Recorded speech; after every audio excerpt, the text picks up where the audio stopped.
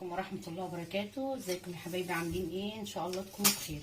النهارده وصفتنا هتكون حاجة جميلة وبسيطة، هي فراخ ومكرونة، بس المكرونة هتكون بصلصة ان شاء الله. هي الفراخ مكون يعني هنعملها كل الخليط هنحطه في الخلاط وهنحط هو عبارة عن ايه؟ بصلة مبشورة وفص ثوم، فلفل حامي على بارد حسب ما انت عايزة، كام طماطمية، 3 طماطميات، عصير ليمون، صلصه بوريه عشان هتحطي معلقه، التوابل بقى مرقه ماجي فواكه، جنزبيل، فلفل اسود، ملح، بابريكا، جوز الطيب، كمون، قرفه، بسم الله الرحمن الرحيم، 7 بهارات. ماشي. بصي انا حطيت بقى، انت لو عندك حاجه عايزه تزوديها برده حطي، مش لازم تحطي دول، مش لازم، عايزه تقللي، عايزه تزودي. ماشي، يعني حطي زعتر، اللي انت عايزاه اعمليه. ماشي، بس انا بحط التوابل دي. خلاص هنعمل ايه؟ هنجيب الخلاط والفراخ. طبعا انا غسلاها، اول ما بجيب الفراخ بعمل لها محلول دقيق وملح وليمون. ماشي، قليل اول لما بحط الخل بتبقى بسيط، بس هو غالبا يكون ليمون وملح ودقيق. وهتروحي حطاهم ونقعهم لمده ساعه في قلب الميه، وبتطلعيهم تغسليهم وتشطفيهم مره واتنين بس. وفي بقى في تركه كمان انا على طول بعملها، بتنقعيهم شويه في الميه الساقعه، دي بقى بتخلي الفراخ النسيج بتاعها بيجمد وبتبقى جميله جدا جدا. ماشي، ادي يعني مش انا ما بغسلهمش قدامكم يبقى انا ما بعرفش اغسل فراخ، لا انا بغسل فراخ حلو جدا جدا. ماشي، ادي حبيبتي هنبتدي بقى. هنقول بسم الله الرحمن الرحيم. انا حطيت الطماطم اهي، الطماطم ده بقى حسب ما انت عايزه تزوديها تحطيها. وهحط بصلايه مبشوره كبيره انا حطاها عشان طبعا الفراخ اللي انا عاملاها اهي.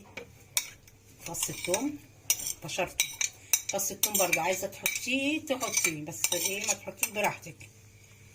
ماشي يا حبيبتي. ادي فلفل حامي على بارد. طبعا الوصفه دي لو من بالليل متبله بتبقى تحفه، احلى كتير يعني. ماشي، وادي التوابل بتاعتي كلها. استني بس بعمليها عشان عايزه اجيب حاجه.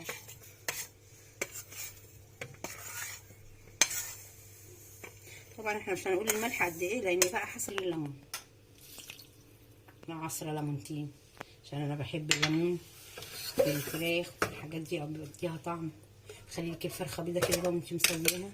هنحط معلقه بوري صغيره، صلصه بوري في الخلاط اهو. ماشي، جميله جدا، ريحتها حلوه قوي اصلا. نعمل كده دي هتدي شويه تست الفراخ المشويه يعني. شويه هي فعلا زي ما امنيه قالت لي يا ماما المفروض يعني تتنقع، بس انا ما جاش في دماغي لان انا نزلت السوق الصبح، يعني مش نازله من امبارح، نزلت السوق الصبح. بسم الله الرحمن الرحيم. اهي حبيبتي كده، بسم الله. اكلمك بجد انا كنت ناسيها على فكره، بنوتي هي اللي فكرتني بيها. ريحتها حلوه ام قوي. حمزه قالت لي يا ماما، يعني انا محتاره اقوم اعملها ايه، قالت لي يا ماما اعملي كده الحاجات دي، والله ناسياها اصلا يا جماعه بقى، يعني كلنا بننسى يعني. فكريهم ان انت يا ماما حطيتي حبه زيت في حطيت حبه زيت صغيرين قوي، يعني ممكن ما تحطي بس عشان تطريها كده. شفتها يا حبيبتي اهي. هنخليها بقى لمده نص ساعه ونحطها على النار. ماشي، هي بقى بتجيب ميه من عندها وكل حاجه. ريحتها حلوه قوي والله والله شكلها حلو قوي كمان. والله يا امنيه كنت ناسيها خالص، كويس ان انت فكرتيني بيها كده. بصوا الجمال. افتكرتوا التوابل اللي انا حطاها ولا ما افتكرتوش؟ انت تزوديها يعني وانت واقفه كده بقى في المطبخ كده، يا ريت تشموا الريحه معانا، تحفه قوي. هيشموا الريحه معانا؟ طب ماشي. طب ودلوقتي يا بنات انا حطيتها على النار اهي، خلاص قربت تستوي، وبعد شويه احطها في الفرن واوريها لكم لما تخلص خالص.